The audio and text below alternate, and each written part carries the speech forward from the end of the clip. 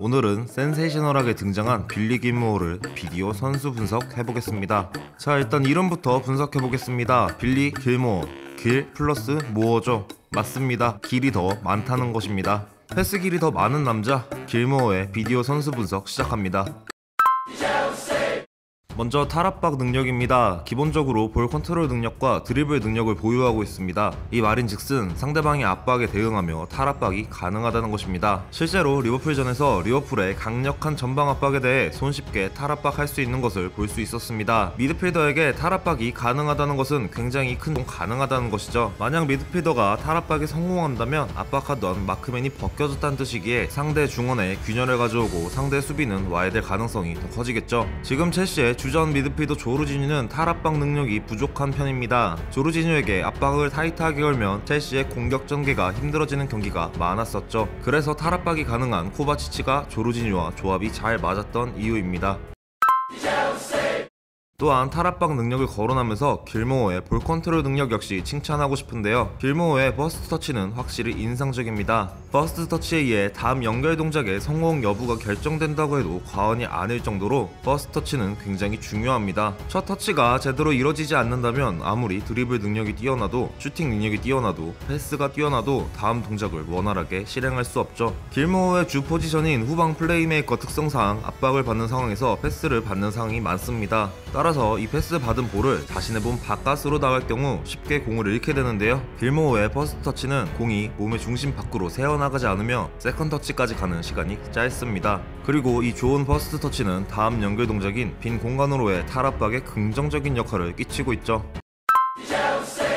다음은 공간 인지 능력입니다. 패스 길을 찾는 시야 능력이 탁월하며 자신 주위의 압박 강도를 인지하는 데 능합니다. 압박이 강할 경우 지체 없이 원터치 패스, 압박이 다소 느슨하고 자신 주위에 공간이 있을 경우에 버스 터치를 이용해 빈 공간을 이용합니다. 또한 패스 전해준 다음에 오프 더블 역시 인상적인데요. 패스 전해주고 항상 좋은 위치로 알아서 움직입니다. 흔히 말하는 패스 주고 가만히 있는 스타일이 아닌 것이죠. 길모어의 플레이를 보면 어떻게 저렇게 쉽게 축구를 하는지, 저렇게 어린 선수가 EPL에서 이런 플레이를 하는지 EPL이 쉬운 건가? 라는 생각이 들기도 합니다. 이 말은 길모어가 그만큼 쉽게 축구를 하고 있다는 뜻이며 불필요한 터치, 불필요한 움직임 없이 간결하게 플레이한다는 뜻입니다. 그리고 이 간결한 움직임은 앞서 말했듯 길모어의 좋은 퍼스트 터치와 공간 인지 능력에서 나오는 것입니다.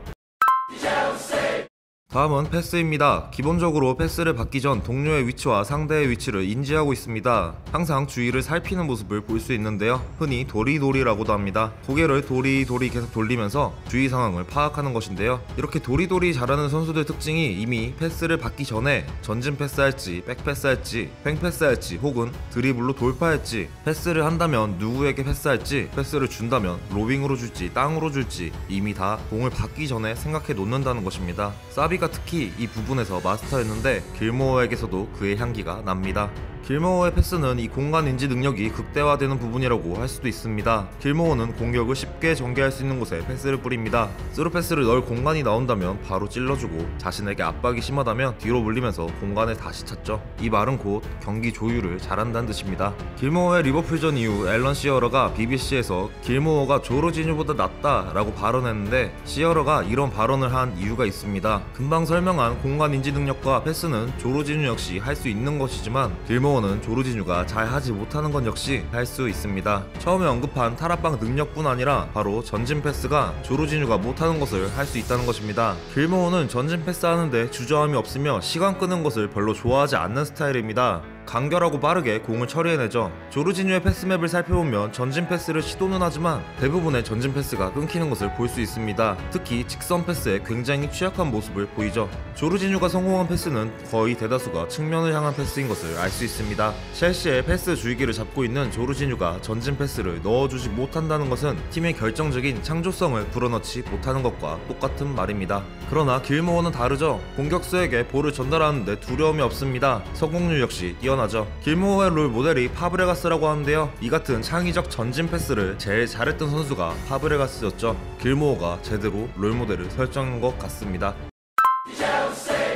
적극적으로 공중볼 경합에 참여하는 모습을 볼 수 있고 성공률도 그렇게 나쁘지 않죠. 애초에 공간 지각 능력과 상황 판단 능력이 워낙 좋은 선수라서 공중볼 경합에 확실하게 실패한다 라고 생각이 든다면 참여하지 않고 상대의 2차 플레이를 견제해줍니다. 또한 공을 끊어내는 인터셉트 능력이 굉장히 훌륭하며 상황에 따라서 과감한 태클을 하는데 주저하지 않습니다. 이렇게 왜소하고 볼을 이쁘게 차는 선수가 수비할 때는 전투적으로 빡센 태클을 보여주고 몸으로 볼 경합한다는 것이 개인적으로 정말 재밌습니다. 영국 그러니까 하는 점은 캉테가 팀에 계속 남아있을 경우 길모어와 조합을 맞출 때 제공권이 굉장히 딸린다는 것입니다. 두 선수 모두 워낙 수비 지능이 좋은 선수이기 때문에 중원을 장악하는 데는 큰 문제가 없겠지만 피지컬로 밀고 들어오는 상대에게 굉장히 힘겨워할 수 있는 조합입니다. 이상으로 길모어의 비디오 선수 분석이었습니다.